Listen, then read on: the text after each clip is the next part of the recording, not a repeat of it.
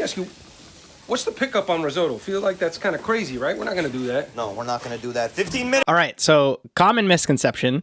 There is a way that chefs and restaurants figured out to pick up risotto in a way that isn't a total ball ache, and it is to parboil the rice. And this was something that was covered, again, I've brought it up multiple times, but like Modernist Cuisine talked about this.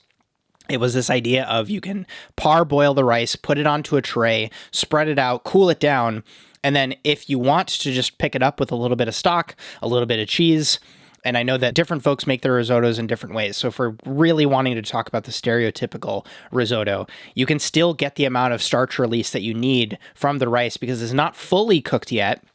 You still have to cook it and agitate it and get that starch release with the stock and the cheese to get that texture of risotto. But, you know, it's not something where you need to start it in the way that Carmen's thinking about it, where you have to start with dry rice every single time on the pickup. Actually, one of the first restaurants I ever worked at picked it up like this, and it was the reason that we had it as a side for, I think it was like 60% of our main courses was served with risotto.